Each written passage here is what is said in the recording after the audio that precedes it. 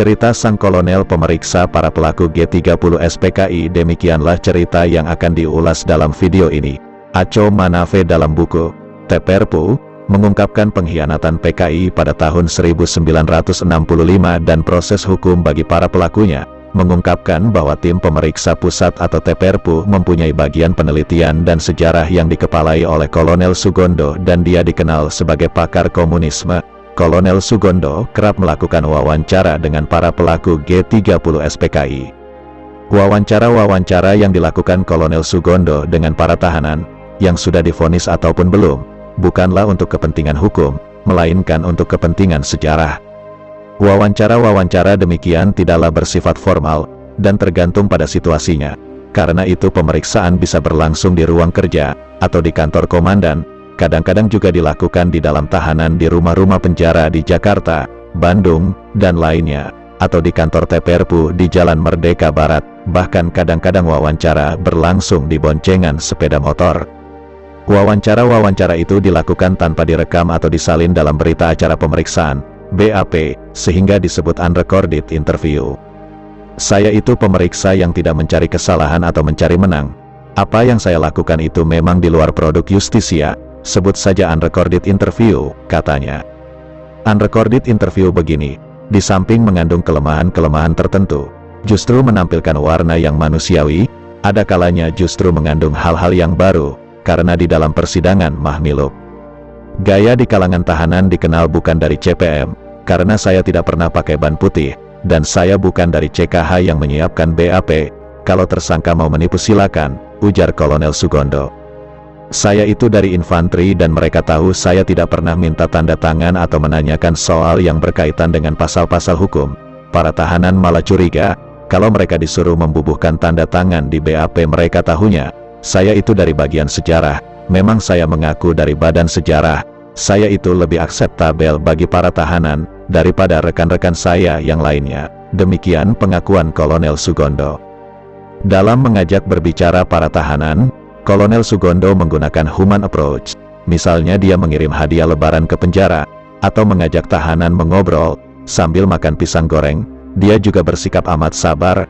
Namun kalau seorang tahanan tidak mau bicara atau sering ngibul seperti mantan Waperdam 1 Subandrio, maka percakapan tidak akan diteruskan. Apa yang saya lakukan bukan interogasi, tetapi omong-omong. Kalau bawa catatan atau tape recorder, mereka pasti tidak mau menjawab. Kalau tidak membawa apa-apa, mereka bebas menjawab. Kalau pakai tanya jawab, kesannya, pertanyaan atau penyelidikan antara pejabat dengan tahanan, atau antara yang menang dengan yang kalah. Tapi kalau kita mengobrol, misalnya sambil makan pisang goreng, kadang-kadang dia juga lupa, dan mengatakan hal-hal yang sebenarnya tidak boleh dia omongkan, tutur Sugondo. Nah, unrecorded interview inilah, yang ingin saya ceritakan kepada orang lain. Orang percaya atau tidak, ya terserah, katanya.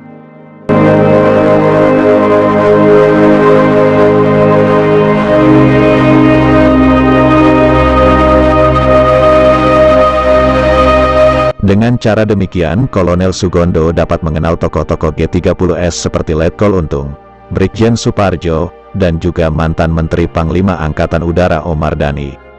Letkol Untung dari Resimen Cakrabirawa, dalam film ditampilkan ganteng. Nah, di luar negeri lebih celaka lagi, profil Untung itu digambarkan seperti Gamal Abdel Nasser pemimpin revolusi Mesir, tetapi orangnya tidak begitu. Hasil psikotes juga menunjukkan, dia tidak pintar. Bahkan ada cerita, bahwa Untung itu boneka yang bodoh, meskipun resminya dia menyebut dirinya Komandan Gerakan 30 September dan Ketua Dewan Revolusi, dia sebenarnya tak lebih dari seorang boneka PKI, kata Kolonel Sugondo. Namun Brigjen Suparjo, kata Kolonel Sugondo, orangnya menyenangkan, betul, dia dibina oleh Biro Khusus, cuma sejauh mana dia itu komunis, Sugondo tidak tahu, karena orang baru bisa disebut komunis, kalau kadar komunismenya dalam. Tetapi untuk dia, lebih baik disinggung pada waktu bercerita tentang Bung Karno. Barangkali Bung Karno percaya atau menganggap Suparjo itu sebagai Soekarno, men. Pada tanggal 29 September tahun 1965, Parjo, nama panggilannya, menghadap Bung Karno dan melapor, bahwa anak buahnya sudah tidak sabar lagi. Lalu Bung Karno menjawab, nanti tanggal 3 Oktober, datanglah ke Bogor, Tapi sebelumnya pemberontakan telanjur meletus. Begitu G30S gagal, Brigjen Suparjo menulis kritik. Kenapa gerakan itu gagal? Ujar Kolonel Sugondo. Sugondo menambahkan, tipe tahanan yang pemarah adalah Omar Dhani. Susah orang itu, dia itu orang yang arogan. Sekali dua kali saya ajak bicara, sesudah itu saya tidak mau memeriksa dia lagi. Daripada saya turut marah, kan jadinya tidak baik toh, tutur Sugondo. Yang Kolonel Sugondo maksudkan tentulah Laksamana Madya Udara Omar Dhani, yang sebelum ditahan adalah Menteri Panglima Angkatan Udara. Selain itu Omar Dhani adalah Panglima Kolaga dalam politik konfrontasi dengan Malaysia, sedangkan wakil panglimanya adalah Jenderal Suharto. Panglima-panglima itu pernah dilantik oleh Omar Dhani. Ada yang sakit hati kepadanya. Omar Dhani itu dulu kapten yang disuruh-suruh, kok kini dia yang melantik? Yang benar dong, demikian kata sebagian perwira Kolaga. Pengenalan Kolonel Sugondo terhadap tokoh-tokoh PKI seperti Tjugito, Syam Kamaruzaman, Munir dan Sudisman bahkan membuat dirinya bisa belajar tentang PKI dari tokoh-tokoh PKI sendiri. Sugondo terkesan atas karakteristik umum dari orang komunis Indonesia. Kalau komunis Indonesia itu orang Jawa, ya Jawanya lebih dulu tampak, baru komunisnya belakangan. Menurut Sugondo, tidak ada prototip komunis yang khas di Indonesia. Sebagai manusia ada yang baik, dan ada yang tidak baik. Itu biasa, kalau dia orang Jawa, ya alam pikirannya cenderung sebagai orang yang berkebudayaan Jawa, katanya. Tjugito adalah anggota CCPKI, juga pernah sebagai tokoh Sopsi. Dia orang Jawa, berusia 50-an waktu itu. Postur tubuhnya kecil, sama sekali tidak menggambarkan bahwa dia itu seorang ideolog.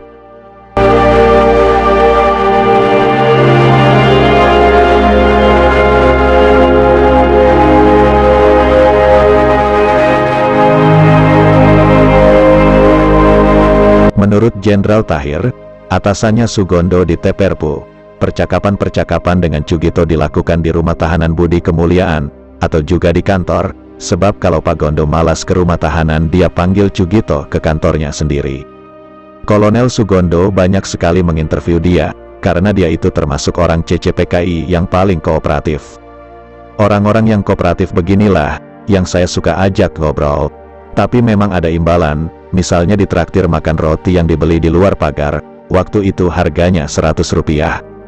Tjugito itu orangnya amikal, terbuka, bersahabat, gampang diajak ngobrol, bahkan suka ketawa terbahak-bahak. Dia memang berpenampilan orang kota, sama sekali dia tidak terkesan beringas. Kalau asyik mengobrol, dia seakan lupa bahwa dia itu tahanan. Ada kalanya karena merasa dirinya itu mengalami kepahitan, dan tidak merasa bersalah, dia lalu membukakan hal yang sebenarnya rahasia partai. Sebagai manusia, ini biasa, manusia itu kalau merasa ditinggalkan lalu keluar unek-uneknya, tutur Sugondo. Dalam saat-saat tertentu, malahan Tjugito itu orangnya suka tersinggung, sehingga dia mengeluh kepada Sugondo. Masa pemeriksa itu tanya sama saya, pakai gebrak meja, ujarnya, kalau Munir, sifatnya ya amikal juga, suka tertawa terbahak-bahak. Ketua Sopsi asal Madura itu adalah tokoh komunis yang enak diajak ngobrol. Ini karena Munir, orangnya suka ramai, sedangkan Tjugito menyenangkan, kata Sugondo. Saya dulu tidak tahu yang namanya Munir itu bagaimana, dan orang-orang Sopsi itu katanya jago agitasi dan galak-galak, tetapi ketika saya kenal, orangnya kok lain, kata Sugondo lagi. Dari Munir Kolonel Sugondo belajar satu hal, yaitu bagaimana orang komunis menggunakan bahasa. Suatu waktu Kolonel Sugondo bertanya kepada Munir tentang siapa yang dimaksud dengan istilah Dewan Jenderal oleh orang-orang komunis, karena secara lembaga atau personel hal ini tidak bisa diidentifikasi, tentu saja karena memang tak pernah ada. Dewan Jenderal itu kan hanya sekedar simbol identifikasi, jawab Munir gampang. Sementara Syam Kamaruzaman orangnya pendiam, karena itu, dia cocok dijadikan kepala biro khusus. Dia agak tertutup. Percakapan dengan Syam dilakukan kadang-kadang di ruang kerja, atau kamar komandan, kadang-kadang juga di selnya, tergantung situasinya, atau di kantor Sugondo di Jalan Merdeka Barat. Kadang-kadang percakapan dengannya terjadi di atas boncengan sepeda motor, jadi suasananya rileks. Kadang-kadang kalau Syam lagi tidak senang, ya sulit. Dari tampangnya sudah kelihatan, misalnya kalau dipanggil, lama sekali baru dia datang. Mungkin dia baru dikerasi oleh pemeriksa sebelum saya kan tidak tahu. Kita harus tahu, kapan dia mau, dan kapan dia tidak mau diajak ngomong. Maka itu, tidak semua pemeriksaan gampang, mungkin ada yang main bentak. Kadang-kadang anggota tim pemeriksa yang muda-muda itu bersikap keras. Para tahanan yang diperiksa itu sendiri ada yang bilang, pemeriksa itu ada yang tidak tahu persoalan, tapi soknya bukan main. Apalagi jika pemeriksaan dipaksakan harus sesuai dengan skenario yang telah dibuat, soalnya, kalau seorang pemeriksa berhasil mengungkapkan sesuatu, apalagi sesuatu yang baru, maka dengan sendirinya reputasinya sebagai pemeriksa dan pejabat, naik. Nah, yang disebut sesuatu yang baru itu, entah trik atau dibuat-buat, kadang-kadang kita juga tidak mengerti. Saya juga sering bertanya-tanya tentang hasil pemeriksaan kolega saya sendiri, kata Sugondo. Menurut Sugondo, Syam merasa mengapa kegagalan G30S dibebankan kepada dia. Setelah G30S gagal, dia melapor kepada Sudisman, karena dalam keadaan darurat Aidit memilih terbang ke Jawa Tengah, maka itu, Sudisman yang bertanggung jawab atas kepemimpinan PKI sehari-hari. Sudisman menilai G30S gagal, karena kegagalan biro khusus, di situ Syam dipersalahkan. Nah, dia marah, ini kegagalan partai, artinya kegagalan DN Aidit, bukan kegagalan biro khusus, kata Sugondo. Akhirnya biro khusus itu dibubarkan, tetapi ada instruksi, supaya bekas para anggota biro khusus menggabungkan diri dengan PKI. Namun dalam praktiknya, itu tidak pernah terjadi, karena disudutkan oleh Sudisman dengan alasan itu belait partai, maka kadangkala Syam meledak marah, lalu mengeluarkan apa yang sebenarnya orang lain tidak boleh tahu. Tapi dalam keadaan demikian, ada kalanya dia masih saja berusaha memperdayai Kolonel Sugondo. Misalnya, ketika Kolonel Sugondo menanyakan kepada Syam mengapa Kolonel Latif bisa ditempatkan di Jakarta, lalu dia jawab, Latif itu kan orangnya Pranoto. Ternyata, menurut pemeriksa ini, Syam kecewa terhadap Pranoto yang tidak mengambil inisiatif apa-apa, ketika dia ditunjuk Bung Karno sebagai pejabat Menteri Panglima Angkatan Darat untuk menggantikan almarhum Jenderal A. Ahmad Yani. Diberi peranan, kok Pranoto itu diam saja. Tokoh PKI yang paling pintar menurut Sugondo, adalah Sudisman. Sebelum memeriksa, tentu kita membaca dulu riwayat hidup tahanan, termasuk hasil psikotesnya dia. Apa kelemahan dan kekuatan dia? Pengalaman saya waktu memeriksa Sudisman selama 1 jam, ternyata 3/4 jamnya, justru dia gunakan untuk melakukan indoktrinasi, propaganda dan provokasi komunis terhadap diri saya. Selain memberikan indoktrinasi tentang komunisme, Sudisman juga menyampaikan provokasi-provokasi tentang musuh-musuhnya, antara lain tentang Jenderal Nasution dan Jenderal Soeharto. Maka saya harus bersabar, sesudah itu baru bertanya. Lagi pula ada semacam perjanjian antara Ketua Pelaksana Harian TPRPU Brigjen Tahir dan Sudisman, bahwa kalau perkara Sudisman sudah diputuskan oleh Mahmilub, maka dia tidak mau lagi diperiksa, jadi sulit untuk mengajaknya bicara pada kali yang pertama. Maka itu pemeriksa membawakan Sudisman sebuah majalah Newsweek. Silakan baca ini, ujar Kolonel Sugondo. Sugondo memperlihatkan sebuah artikel yang mengupas masalah kaum komunis di Indonesia, antara lain bahwa pemimpin-pemimpin PKI tidak mau bersatu. Keluar juga reaksi Sudisman yang ketus. Mula-mula Sudisman bilang, itu tidak betul. Karena penasaran dan tersinggung, dia lalu bilang tidaklah benar apa yang ditulis oleh majalah Newsweek. Kalau saya periksa tahanan lain, saya bawakan makanan, tetapi kalau Sudisman, jangan bawakan dia makanan, kata Sugondo. Sudisman itu pemimpin, jadi setiap kali datang, Kolonel Sugondo membawakan bahan bacaan berupa buku dan majalah buat Sudisman, yang berisi informasi tentang perkembangan yang terjadi. Karena itu Sudisman yang sudah tidak mau lagi diperiksa bisa diajak ngomong-ngomong.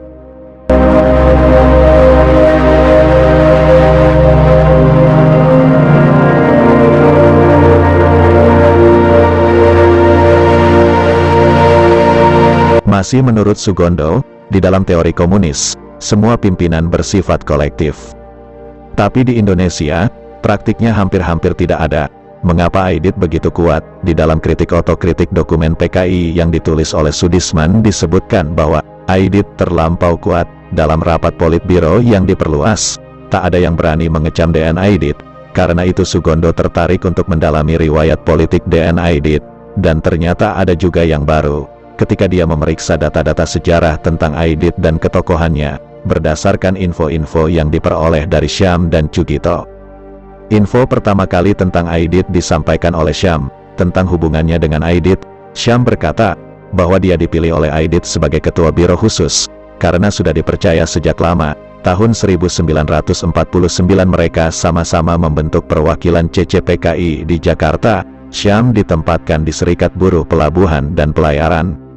Saya mengenal manusia atau massa, terbukti pada waktu saya memimpin Serikat Buruh di Priok itu, sehingga saya dipilih untuk duduk dalam biro khusus, ujar Syam. Syam bilang bahwa mengenal Aidit, ketika Aidit masih pacaran sama Tanti, yang kemudian menjadi istrinya, itu waktu Aidit belum apa-apa, cerita Syam. Mereka pacaran di sebuah rumah di Bintaran, tempatnya di pavilion sebelah kiri, sedangkan Syam tinggal di sebelah kanan.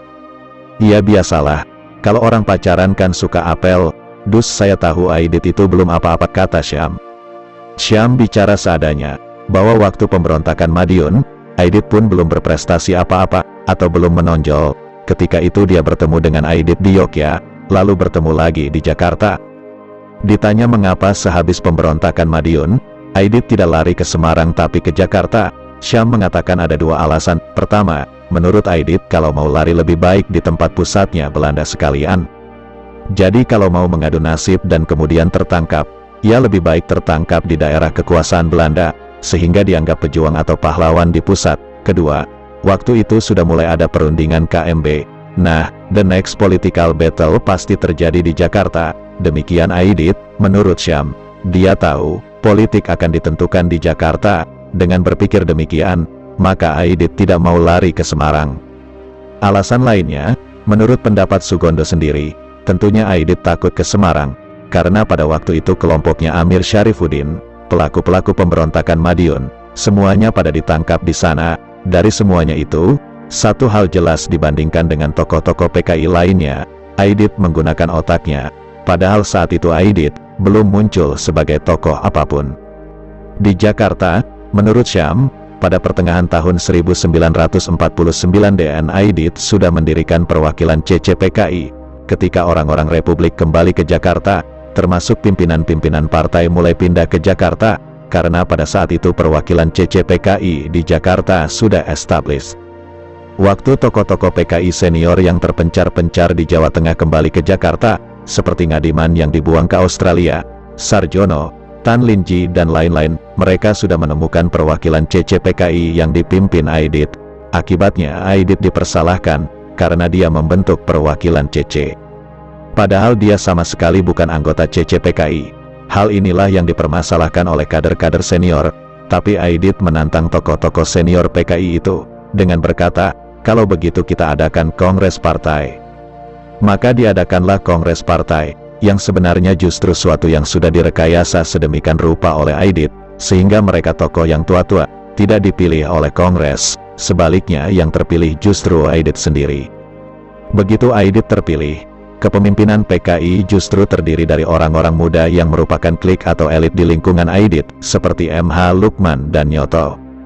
Masih tentang keberanian atau kelebihan Aidit, pada tahun 1950, waktu pemerintah Republik Indonesia Serikat atau RIS, Bung Hatta ingin menyelesaikan pemberontakan Madiun sesuai dengan hukum. Bung Hatta memanggil Menteri Kehakiman RIS dan menganjurkan sang menteri untuk mengajukan PKI ke pengadilan, tapi kata Menteri Kehakiman, yang seharusnya menggugat PKI itu bukan RIS, melainkan Republik Indonesia. PKI tidak memberontak melawan RIS, tetap melawan Republik Indonesia. Jadi, secara yuridis formal, seharusnya Republik Indonesia lah yang menggugat PKI ke pengadilan. Lalu Hatta memanggil Perdana Menteri Republik Indonesia pada waktu itu Dr. Halim dan Partai Sosialis Indonesia, tapi Dr. Halim tidak mau, karena Republik Indonesia sudah punya kebijakan sendiri. Jadi Bung Hatta gagal untuk membawa pemberontakan Madiun ke pengadilan.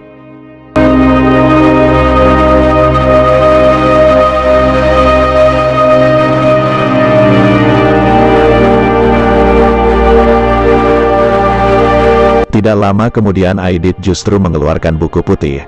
Pada waktu itu PKI belum terlalu kuat, sehingga beberapa koleganya sudah memperingatkan Aidit agar jangan cari gara-gara, tapi Aidit jalan terus. Dalam buku putihnya itu dia justru melakukan provokasi dengan langsung menuding Bung Hatta bahwa pemberontakan PKI di Madiun justru terjadi karena provokasi Hatta dan sebagainya. Ini kan perbuatan orang yang berani. Kalau tidak punya keberanian, mana mungkin Aidit bisa berbuat begitu pada waktu itu. Tidaklah mengherankan, apabila para koleganya menganggap Aidit berani dan mengikuti kepemimpinannya. Kalau kita baca buku-buku luar negeri, Aidit itu dilukiskan begitu heroik.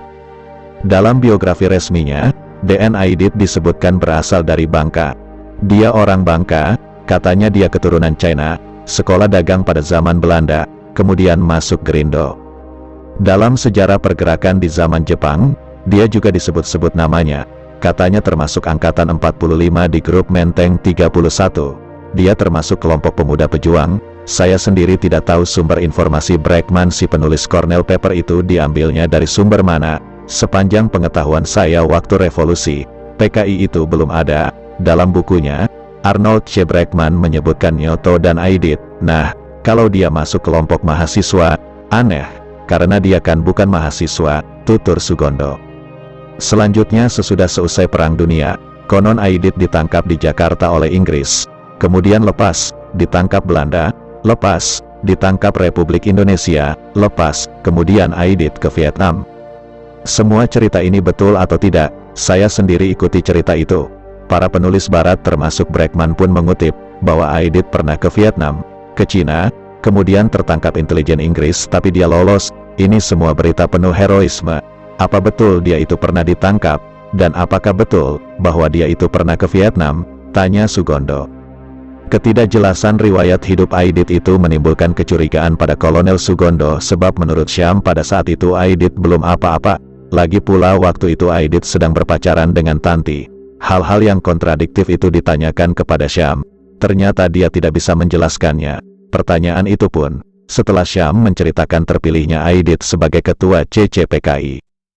Kapan Aidit ke Vietnam dan Cina? Is it true? Tanya Sugondo kepada Syam. Syam kaget juga mendengar pertanyaan itu, dan tampaknya dia tidak menyukai topik itu. Sambil lalu dia mengatakan, bahwa Aidit itu pada pertengahan tahun 50-an, pulang dari Vietnam. Lo kok tahunya dari mana? Tanya Sugondo. Lah, itu kan dimuat kok dalam koran Sinpo, jawab Syam. Sinpo adalah koran komunis, sehingga kebenarannya perlu dipertanyakan.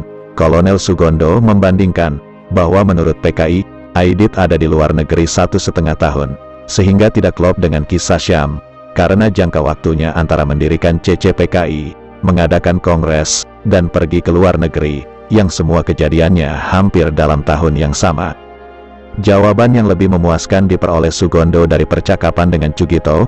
Dia berkata, bahwa sejarah pemimpin komunis itu, selalu penuh dengan rahasia dan heroisme. Lagi pula dari banyak obrolan Sugondo dengan tokoh-tokoh PKI, info-info dari dokumen dan buku-buku, dia tak pernah menemukan membaca apa sebenarnya pengalaman Aidit di Vietnam atau di Filipina.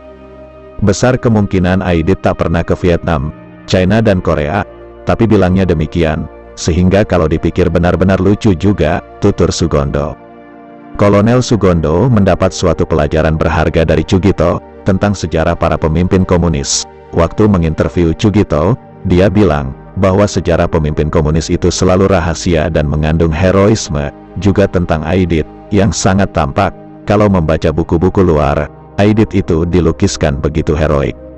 Saya rasa ada benarnya Cugito, yang menyatakan bahwa kepemimpinan komunis itu penuh rahasia dan heroik, bahwa sejarah pemimpin komunis itu selalu rahasia, namun heroik. Saya bukan sentimen kepada PKI, otak saya terbuka justru dari orang-orang mereka sendiri. Mana pernah saya terpikir bahwa itu rekayasa, ujar Kolonel Sugondo. Tentang segi heroik dari biografi Aidit, dia berkata, pokoknya sejarah mythmaker, jelas ini hanya suatu pemimpin komunis itu penuh dengan hal-hal begitu. Saya tidak tahu pemitosan saja, dulu saya tidak berpikir sampai begitu. Saya tidak tahu masalah insight komunisme itu, dan niscaya ini berlaku bukan hanya untuk Aidit saja, kata Sugondo. Akhirnya terjawab pertanyaan mengapa kok Aidit itu tipe one-man show sampai pada saat dimana nasib partai dipertaruhkan. Bahkan kenapa Aidit selalu mengatakan kepada Dewan Harian Politbiro, leave it to me, dia berani bilang begitu di hadapan Dewan Harian Politbiro.